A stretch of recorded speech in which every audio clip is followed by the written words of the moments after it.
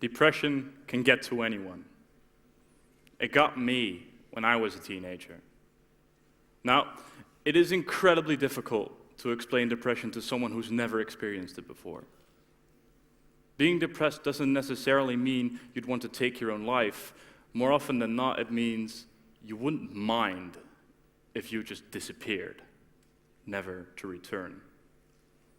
But after trying and failing to explain this multiple times, I discovered it really all boils down into one sentence. I didn't want to die. I just didn't want to live.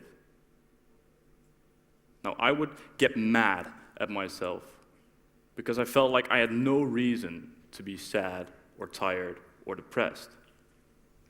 I had an amazing childhood. I had great friends. I had a long-term girlfriend. I had good grades in school. And by good grades, I mean I knew exactly how much I had to study to get a solid 60% on the test. When I was just shy of 16 years old, I decided to tell a couple of friends I felt depressed. I don't know what I expected. I think I thought just telling them would make me feel better. It did not. I noticed that people don't always know how to show their support to someone suffering from depression. They want to show their support, but how? Well, let's talk about it. There are multiple ways to show your support to someone suffering from depression, 4 of which I will go into. Now, the first method is what I call the good life method. Now, when I told my friends about my depression, a lot of them would react along the same lines.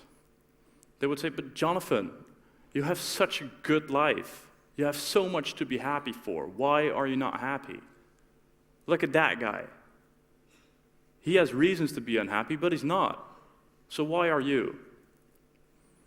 Now, this didn't work out all that well, because even though they had the best intentions, it would always come across as, "Why are you being such a crybaby?" And this didn't help, especially because I was already mad at myself for feeling this way.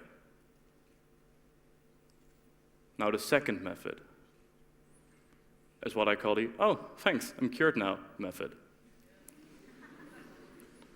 This is where someone will come up to me and say, "You know, I was depressed once, and I just stopped thinking about it. And then I felt better." And that's what they would tell me to do. Now, these people almost always seem to forget that depression is an actual illness. So it would be like telling someone with the flu, "Have you tried, not having the flu?"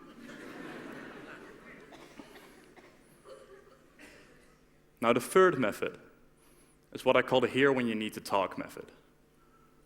These are usually close friends who will want to know how you're doing nearly every waking minute of every day. And for a lot of people, this will help.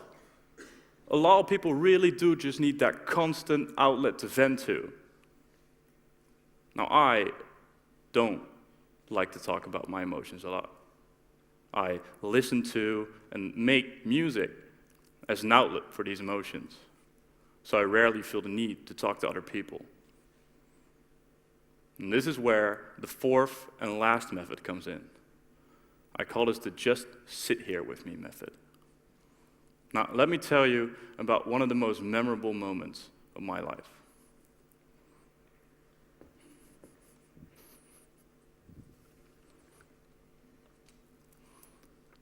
I came home from school at about 1 in the afternoon, because I rarely ever went to school for the full day. Sat about the house for 30 minutes, and a friend of mine rang me up. He said, "Jonathan, we're at the park, we got music, we got snacks, we got a case of beer. Come hang out." With little hesitation, I decided to join them. And so we went to the park. And all we did was sit there, listen to music, and drink a couple of beers. Cheers.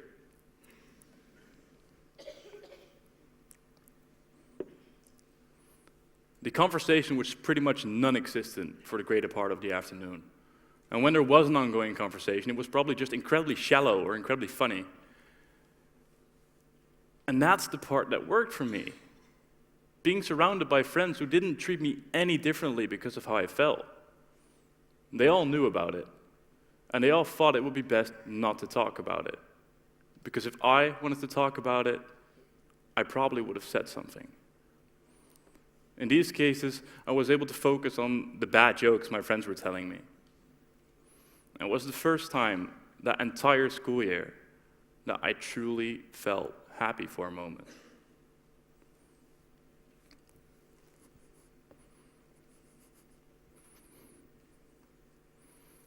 Now, I don't do well on my own, but I thrive when I'm with friends.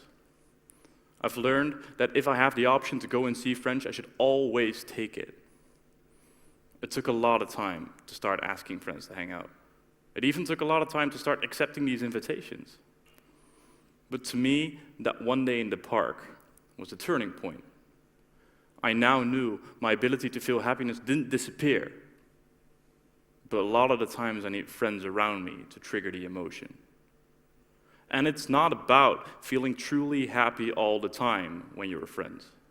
It's more about being occupied. In these cases, my mind was able to focus on the stories my friends were telling me and intense calculations about how cold the coldest beer in the fridge should be by now. Now, I came across all of these methods when I was depressed. The just sit here with me method is the one that worked for me. I'm really glad I found that out.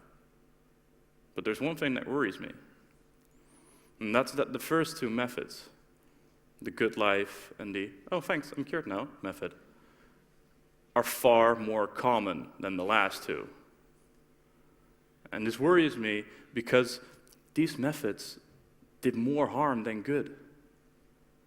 Because in the end, it wasn't the people who kept saying, "You'll be fine," that helped me from my depression. It was the people who just showed up, sat next to me, and had a beer with me while watching sports. So if you know someone like me, or someone else suffering from mental issues, go knock on their door. Bring a six-pack, bring a slice of pizza, and either be the ear they need to vent to, or the person that will just sit there with them. Because sometimes your words may do more harm than good, but just your presence might go a long way.